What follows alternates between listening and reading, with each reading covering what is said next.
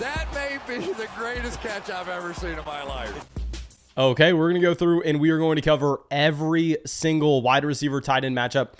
Not going to be talking about Thursday just because, we are recording this right now on Wednesday. I think I'm going to upload it on Friday morning because I don't want everybody with their families on Thanksgiving sitting around watching a fantasy football video. That's not what Thanksgiving's for. Of course, I hope you all had a great one, but we will be getting this out on Friday morning so we can just look at the games that are going to be played on Sunday and Monday. But of course, before we get into it, we have to give away some Fantasy Flock Network hats here. If you have yet to already, make sure you go down there, drop a like on this video, leave a comment. When you do that, you get entered in to win a free Fantasy Flock Network hat. Y'all know we've given away, including the hats we've given away on Patreon as well. We've given away 100 plus hats at least this month. We've given away hundreds of hats so far this season.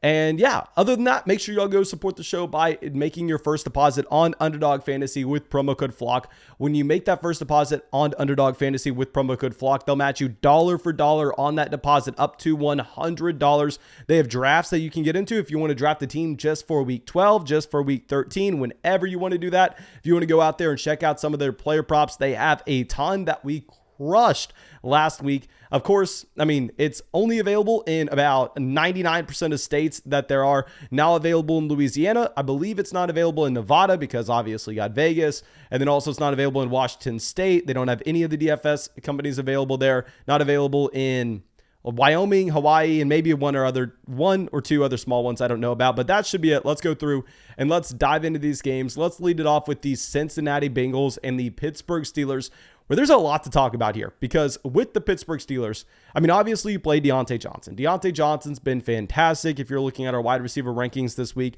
we have Deontay Johnson as that low-end wide receiver 1, high-end wide receiver 2. This is an offense that you can't really get that excited about just because Ben Roethlisberger's complete dust at this point. But beyond that, just with the guaranteed volume that you are going to be getting from Deontay Johnson, that makes him a player that you just simply can't avoid going out there and playing. Looking at what we have had as of late, 13 targets, 6, 13, 13, 2, 13, 12, 10.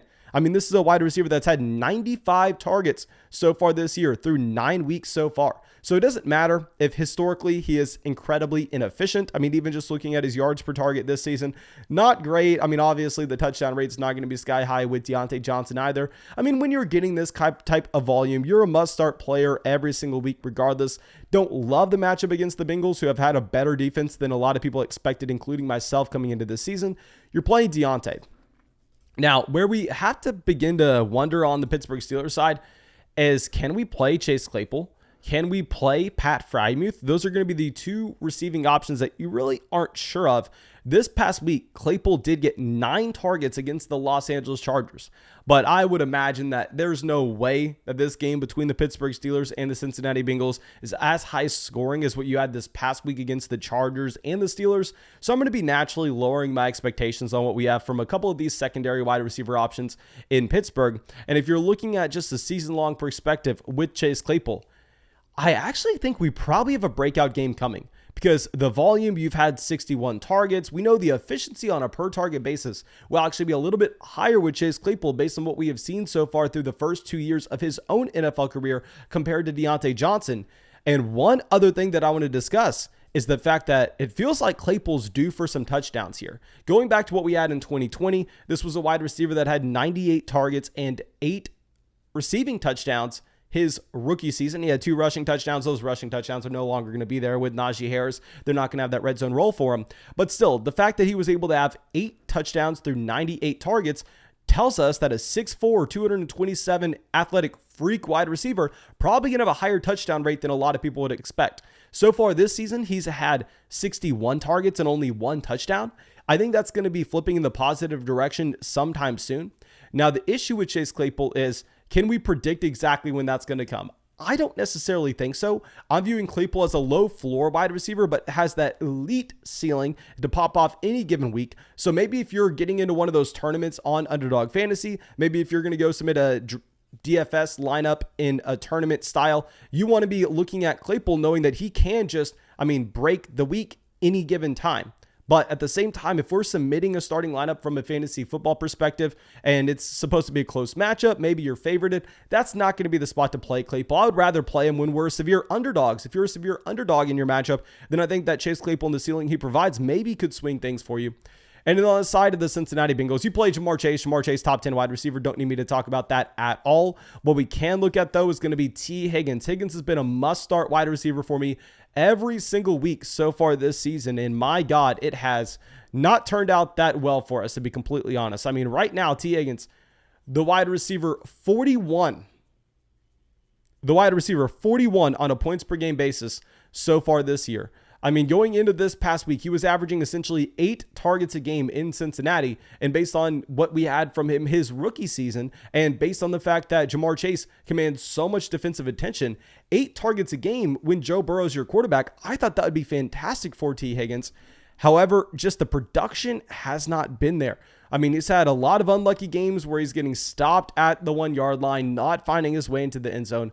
I still think you have the upside with a player like T. Higgins. I think we need to be lowering our expectations, though. So instead of him being a must-start top 24 wide receiver every single week for me now, I think he's going to be that borderline low-end wide receiver 2, high-end wide receiver 3, especially in a tough matchup here against the Pittsburgh Steelers. Maybe you look for a better option outside of T. Higgins. Now, our next game will be the Carolina Panthers and the Miami Dolphins. And with Miami, oh my gosh, are you kidding me? We have reports coming out that Will Fuller may not be good to go this week. Devontae Parker, definitely not going to be good to go. Devontae Parker apparently not close to returning from the IR. Now, this is honestly probably my fault here. One thing that we talk about a lot is just looking at the incentive structure for these teams and if they should be bringing these players back or if they're just going to ride it out and go, you know what, doesn't really matter. Let's continue to develop our wide receiver for the future like Jalen Waddle. And I think that's kind of what we're getting here with the Miami Dolphins. This is a team that has no playoff aspirations this season in particular. They're almost incentivized to have a poor season. They've won 3 games straight. They've come back from being 1-7 to 4-7. So, I mean, I was assuming that once we get a healthy Will Fuller's going to be back in this offense. We had reports a week ago saying that Will Fuller would be back in. I don't know what's going on. I don't know why it's taking so long. What I do know is Jalen Waddle, before you get Will Fuller and Devontae Parker back in, he is going to be a must-start wide receiver every single week for us. I mean, Jalen Waddle's been fantastic so far this season. I mean, you're looking at him and just from a per-game perspective, this is a wide receiver that, I mean, has 93 targets through 11 weeks so far this season. I mean, he's had the volume, and also, I think he can get slightly better because with Waddle, we know he has that elite speed. We know that he has that breakaway potential. He's only had 622 receiving yards off of those 93 targets. So that tells me that a lot of that efficiency was dragged down by the fact that Jacoby Brissett was his quarterback for a long duration. So honestly, I don't even care that it's a brutal matchup against the Carolina Panthers. Like, this Carolina Panthers defense at this point is one that I think we should be looking to avoid. However, I mean, you're going through and you're going to be starting him every single chance that you get. I think you're going to be playing both Jalen Waddle, and at the same time, I think that we're going to go through and we're going to be playing Mike Gesicki as well, even though, like we said, it's a pretty tough matchup. And in the case of the Carolina Panthers, honestly, I don't really want to play DJ Moore here. I did rank DJ Moore as a top 24 wide receiver. I know a lot of people are just saying, okay, well, now we get Cam Newton back in. Cam Newton, a severe upgrade over someone like Sam Darnold, which may be true. And Cam Newton, from a fantasy football perspective, I think you can be very excited about given the rushing production that you will get specifically near the goal line. But at the same time, even with Cam Newton having a pretty good week this past week, I don't think anybody's expecting it to get much better than what it just was for Cam Newton against the Washington football team. Still, I think that we have to look at the fact that, I mean, he had 189 passing yards. 189 passing yards kind of seems like maybe the usual expectation that we're going to get for Cam Newton for him to be hovering around 200. I don't necessarily think the passing volume is going to be elite in Carolina. So I'm still probably going to be looking to avoid DJ Moore where we can. Now, yes, it's a great matchup, but nonetheless, I just think that the passing volume is not going to be here for the Carolina Panthers. And where it is, it's going to be going over to Christian McCaffrey. And now our next matchup that we are going to be looking at will be the Philadelphia Eagles and the New York Giants. We were saying not to start Devonta Smith this past week because with Smith, I mean, you knew that he was going up against Marshawn Lattimore, a spot that we definitely needed to be avoiding. But now I think that it's a little bit of a different scenario going up against the New York Giants. I think that you can confidently go through and play Devonta Smith everywhere. He's had back-to-back weeks now with 6 targets in Philadelphia, and those targets should be very efficient, just given the fact that this Philadelphia Eagles offense is going to be that run-first team where I think Devonta Smith is not really going to be getting much respect by the opposing defensive coordinators when they're trying to primarily shut down the run for the Philadelphia Eagles.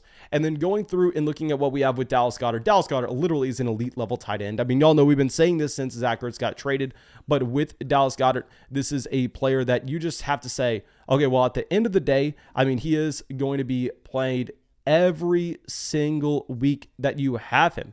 Please go through. Do not hesitate. He got 2 touchdowns taken away from him this past week. I think that with Dallas Goedert, you're playing him everywhere, knowing that he is breaking his career high in snap rate every single week. At the same time, he has an elite target share as well in this offense for the Philadelphia Eagles. So go through, play Dallas Goedert where you can, especially in a nice matchup against the New York Giants here. And in the case of the Giants, I don't think we play Tony. I don't think we play Kenny Golladay. I really think the only player you're going to be playing in the New York Giants will be Saquon Barkley, but that's for another video. Now let's go over to the Tennessee Titans and the New England Patriots, where with Tennessee, obviously the only wide receiver we would consider playing, considering the fact this is a brutal matchup against a very good New England Patriots defense, is going to be A.J. Brown. With A.J. Brown, at the time of this recording, I'm recording this on November 24th, we do not have an official report on if he is going to be playing. So honestly, I think that we probably look to avoid A.J. Brown. Y'all know I love A.J. Brown. It's just the issue is going to be that if he's not 100% here, I find it very hard to believe that he is going to be a very productive wide receiver, because I think you almost have to be 100% if you're A.J. Brown to even be considered here, knowing that this New England Patriots defense has looked like it's possibly the best defense in the NFL. And at the same time, we know that Bill Belichick historically, goes through and tries to take away the top option for the opposing offense. That top option is A.J. Brown. So if he's not 100%, I'm probably going to be going through and looking to avoid him where we can. Now, in the case of the New England Patriots, very similar. I don't know if we can start anybody from New England. I guess maybe you can go through and talk yourself into playing Hunter Henry, even though with Henry, we've been talking about the fact that you are going to see some regression sometime soon, knowing that a lot of that production that we had earlier in the middle of the season, that was mainly just driven off the fact that, you had him coming out with an unsustainable touchdown rate where he was going through and he was scoring a touchdown, I believe, on 1 out of every 6 targets for the New England Patriots. There's no way in hell that's going to be keeping up. Nonetheless, I think that you can't really play any of these Patriots wide receivers, knowing that the Patriots will most likely be leading significantly this game when the Tennessee Titans don't have Derrick Henry. So it's not really going to cause the New England Patriots to have to throw the ball with aggression. Now let's go over to our next matchup, and it's very boring here because I'm going to say to bench everybody yet again. You're going to be benching everybody for the Atlanta Falcons, probably outside of Kyle Pitts. Now, Kyle Pitts, y'all know this was a tight end that, we were screaming was one of the most overrated players in fantasy drafts when he was going in the 4th round, and you could have got Mark Andrews, TJ Hawkinson in the 6th. We were screaming that time and time again to be avoiding Kyle Pitts, even though he was the best rookie tight end prospect of all time. Those rookie tight ends, just historically, they do not produce. Now, with Kyle Pitts, I will say he has been incredibly impressive so far his rookie season, even though I know he's disappointed a lot of people's expectations, where right now he is like the tight end 9 on a points per game basis. Honestly, that's kind of where I was expecting him to be. If anything, I think that you have to be impressed. And I think that just like we were talking about with Claypool, you're expecting a massive blow-up week sometime soon for Kyle Pitts here. He's been used as a receiver in this Atlanta Falcons offense. And at the same time, this is a pretty much receiving exclusive tight end that has come through, and he's had 69 targets and only 1 receiving touchdown. We know touchdown volatility, that's a real thing. Those touchdowns are going to be going up and down. So hard to predict. If the volume's there, you're expecting the touchdowns to be there as well. He's averaging damn near 9 yards per target. That's a fantastic mark for Kyle Pitts. This is clearly a great matchup against the Jacksonville Jaguars, where, what's nice about the Atlanta Falcons is, against the Jags, it's not like they're going to get up big in the second half and you just have to be worried about them running the ball over and over again. No, it's a spot where you're most likely going to be seeing this as an offense that is competitive throughout the entire time. So I think that Kyle Pitts is a very safe option. I'm not going to be excited about any of the other receivers for the Atlanta Falcons.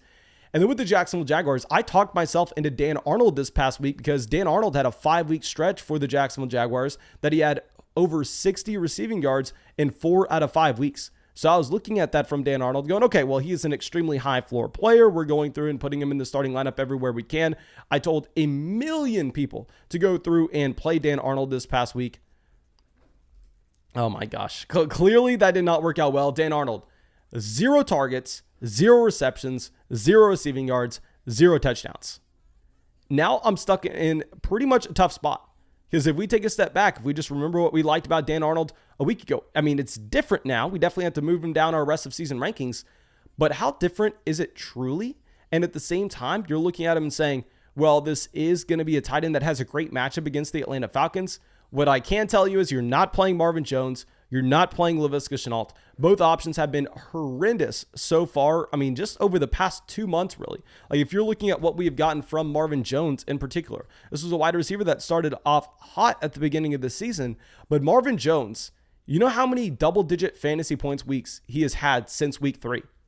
If you're watching this as a premiere, we did this in our running back video. Please go through, take a guess. Since week 3, so week 3 against the Arizona Cardinals, how long ago was that? Was that back at the beginning of October? No, that was, back in September here.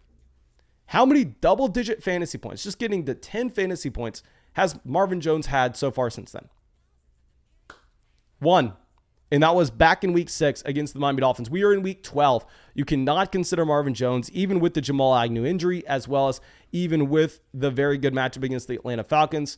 And then with Laviska Shenault, this is a wide receiver that's the wide receiver 67 on a points per game basis so far this year. I liked Laviska coming into the season. I thought that he did have a ton of upside if this offense was going to be better with Trevor Lawrence coming in, but clearly this is a dysfunctional team where I don't really think that we're playing any of the pass catchers.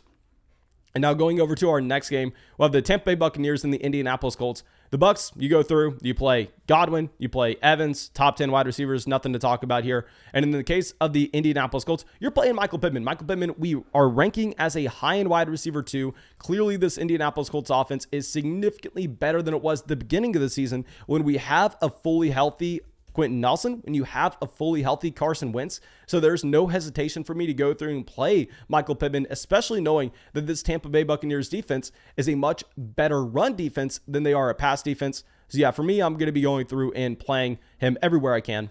Let's go over to our next matchup. This will be the New York Jets and the Houston Texans. We ranked Brandon Cooks as a top 24 wide receiver, but it was right there. Like we ranked Brandon Cooks as a top 24 wide receiver, as we actually had him pretty much in a range where you can start him as a low-end wide receiver too, based on the great matchup. But at the end of the day, I would really like to avoid him if we could. And a very similar thing here with Elijah Moore. We also have Elijah Moore as a top 24 wide receiver. But when you have Zach Wilson coming back in to be the quarterback for the New York Jets, I think you have to be lowering your expectations for really everybody here in New York. So it sucks to say, I think that we're probably going to be avoiding everybody we can in this matchup. You could consider going through and playing Elijah Moore. You could consider going through and playing Brandon Cooks, but I don't think you can be too excited about it. Now, our next matchup will be the Los Angeles Chargers and the Denver Broncos. With Denver, you play Jerry Jeudy. Can't consider Courtland Sutton. Courtland Sutton has been laughably bad since Jerry Jeudy came back. I really hope that y'all listened to us when we were screaming to sell high on Courtland Sutton. Video after video after video after video. But the Los Angeles Chargers, they have a better pass defense than they have a run defense. With that being said, Jerry Jeudy has been coming out, and he's been a fantastic wide receiver for Denver since he came back from that injury. And then also, if you're going to be looking at the side of the Los Angeles Chargers, you're starting Keenan Allen as a low-end wide receiver 1. Mike Williams is going to be that boom or bust wide receiver. Technically, we have him in our top 24 this week, but I don't necessarily think it's a no-brainer to go through and start Mike Williams. If you weren't looking at the one massive reception that he has to end that game against the Pittsburgh Steelers, outside of that, it was not a great game for him, to be completely honest. And now going over to what we will have with our next game in the Minnesota Vikings and the San Francisco 49ers. Very easy for 3 of the wide receivers. You play Debo. You go through, you play Adam Thielen, you play Justin Jefferson. The question you really have to look at is, can we put in Brandon Ayuk? Ayuk over the past 3 weeks has been a completely different wide receiver than what he was at the beginning part of this season. Even the past 4 weeks, I would say, because that Chicago Bears matchup, you saw that snap rate drastically take that dip up. I probably am an idiot saying that. Nonetheless, you saw him get 7 targets in that game, 8 targets, 4 targets, 7 targets. So this is a wide receiver that's been able to average about 6 targets a game over the past month here in San Francisco. I'm not going to have him as a top 24 wide receiver. I would be fine if someone were to decide to go through and play him where they could. Just the issue is with a player like Brandon Ayuk, in my opinion, is the fact that this is going to be a run-first offense where clearly they are trying to funnel everything through Deebo Samuel at the same time, and also George Kittle is going to be ahead of him in the pecking order. So I'm still not that excited about Brandon Ayuk when we're getting this workload for Deebo Samuel.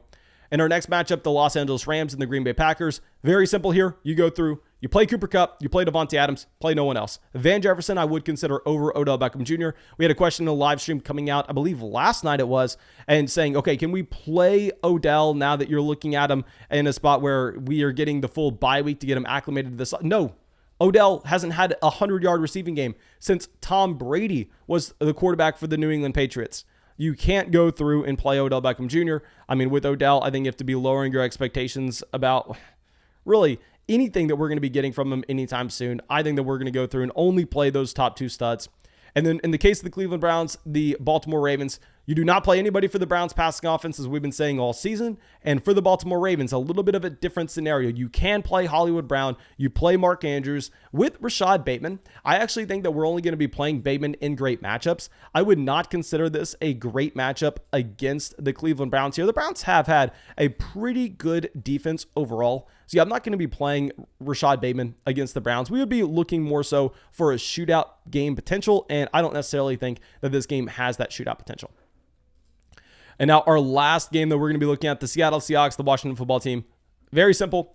Play Metcalf, play Lockett, play McLaurin. I mean, with the Seattle Seahawks offense, we're betting on a massive bounce back from Russell Wilson in this game. We have a decade-long sample. I'm going to continue to say this because I know we've been saying it for 2 weeks, but still, 2 weeks is nothing compared to the entire sample that we have had for Russell Wilson, his NFL career. We have a decade-long sample of him being one of the most efficient quarterbacks in the NFL. We have a 2-week sample of Russell Wilson being buns. I'm going to be ignoring that. We're going to go with Russell Wilson, play his receivers, expect that bounce back. And yeah, that's all I got for y'all. Thank you so much for being a part of the flock and supporting the channel. I really hope this helped you out. Make sure you go down there, drop that like, leave a comment to enter in to win a Fantasy Flock Network hat. And of course, go sign up for Underdog Fantasy. Use promo code FLOCK when you sign up for Underdog Fantasy. They'll match your first deposit dollar for dollar up to $100. Go check out some player props. At the same time, go get into some fantasy drafts over there. Available in damn near every single state. And yeah, that's all I got for you. Thank you so much, and I hope you have a great day.